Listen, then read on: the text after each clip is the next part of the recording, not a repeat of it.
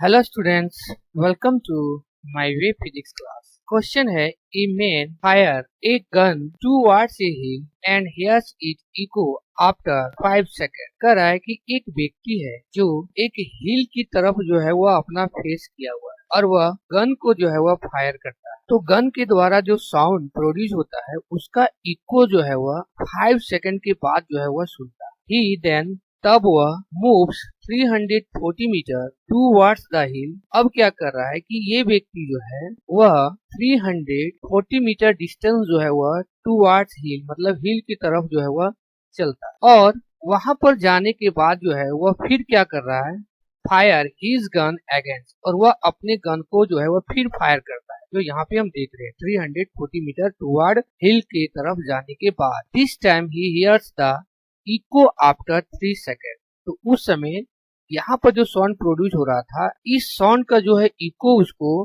हिल में टकराने के बाद जो है वह सुनाई पड़ रहा है, वह 3 सेकंड में सुनाई पड़ रहा है। Calculate the speed of sound. तो कह रहा है कि जो साउंड उस बंदूक के द्वारा जो प्रोड्यूस हो रहा है गोली के चलने से, उसका स्पीड कितना है उसको हमको यहाँ पर निकालना है। तो सोल्यूशन में यहाँ पे हम देखेंगे सबसे पहले कि जो हमारा गिवन क्वांटिटी है उसमें से यहाँ पर जब ये फायर करता है साउंड को प्रोड्यूस कराता है तो उस समय इसको इको सुनने में जो टाइम लग रहा है, जिसको हम अगर T1 मान लेते हैं, वह है 5 सेकेंड। और जब वह 340 मीटर टूवर्ड्स हिल की तरफ जाता है और वह फिर जो है वह बंदूक को फायर करता है तो उसका साउंड का जो इको है उसको 3 सेकेंड के बाद जो है वह सुनाई पड़ता है, जिसको हम टाइम मान लेते हैं T2। तो यहाँ पे हमको सबसे पहले देखना है कि अगर हम इस डिस्टेंस को, जो यहाँ पर हमारा डिस्टेंस है, ये डिस्टेंस, इसको अगर हम d मान लेते हैं यहाँ तक, तो ये जो डिस्टेंस है यहाँ से लेकर के यहाँ तक का डिस्टेंस जो है वह 340 मीटर हो जा रहा है। इसका मतलब जो ये डिस्टेंस हमारा बचेगा यहाँ से लेकर के यहाँ तक का, वह हो जाएगा टोटल है d, और ये जो है वो घट जाएगा इधर, वह हो जाएगा -340 मीटर। तो ये जो डिस्टेंस है यहाँ से लेकर के यहाँ तक का जो डिस्टेंस है ये हो जा रहा है d-340 मीटर। तो यहाँ पे हम सबसे पहले जो हमारा टाइम है T1 5 सेकेंड, इस केस में अगर हम डिस्टेंस निकाल लेते हैं तो ऑलरेडी हम लोग जानते हैं कि जो साउंड जो है वो प्रोड्यूस होता है, वह साउंड जो है वह पहले जाता है और हिल से जाकर के जो है वह टकराता है और टकराने के बाद फिर वह साउंड जो है वह वापस जो है वह उसी व्यक्ति के पास जो है वो आता है जो उसको वह 5 सेकेंड में जो है वह सुन रहा था। इसका मतलब वह साउंड जो है वह 2 डिस्टेंस को जो है वह ट्रेवल करता है। तो 2 डिस्टेंस को जब वह ट्रेवल करता है तो उसका फॉर्मूला हम लोग जानते हैं कि वह 2d इक्वल टू हो जाएगा वेलोसिटी इनटू टाइम हो जाएगा। ओके, तो यहाँ से जो है हम वेलोसिटी अगर निकाल लेते हैं फर्स्ट केस में तो वह हो जाएगा 2d बाय और t हो जाएगा। टाइम जो दिया है वो फर्स्ट केस में वो है 5 सेकेंड।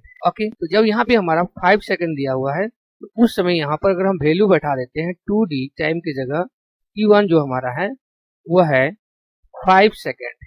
ओके, तो ये हो जा रहा है पहला वेलोसिटी। सेकंड में हम देख रहे हैं कि जब वह व्यक्ति जो है वह 340 मीटर टूवर्ड जाता है, उस समय उस व्यक्ति का जो डिस्टेंस है वह हिल से डिस्टेंस जो होता है वह हो जाता है d-340 मीटर। तो जब वह व्यक्ति इस पॉइंट पर आकर के, यहाँ पर आकर के जब वह बंदूक को जो है वह फायर करता है तो उसका जो साउंड जाता है फिर उसी तरह से फिर वह जाता है और फिर जो है वो जाकर के हिल से टकराता है। तो यहाँ से यहाँ तक का जो डिस्टेंस है वो है d-340 मीटर है।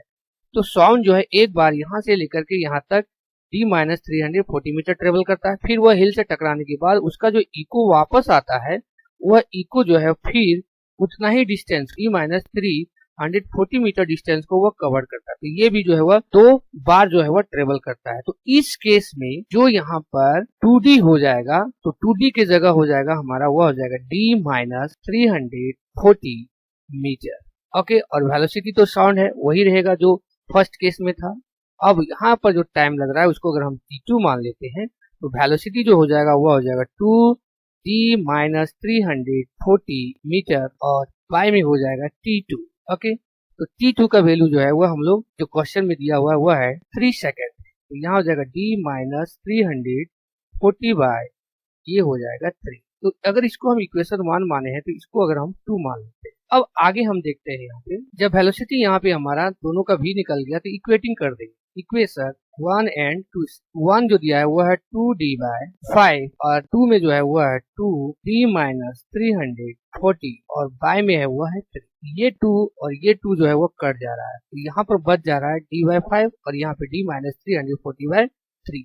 ये हो जाएगा, इसको मल्टीप्लाई कर देंगे तिरछा तिरछी तो ये हो जाएगा 3d और इक्वल टू हो जाएगा ये 5d और माइनस हो जाएगा, अगर इसको हम मल्टीप्लाई कर देंगे 5 इंटू 340 ये हो जाएगा 5 इंटू 340 ये हो जाएगा 3d और इक्वल टू हो जाएगा 5d और माइनस हो जाएगा 1 माइनस हो जाएगा यहाँ पर जब इसको हम मल्टीप्लाई कर देंगे तो ये हो जाएगा 1007।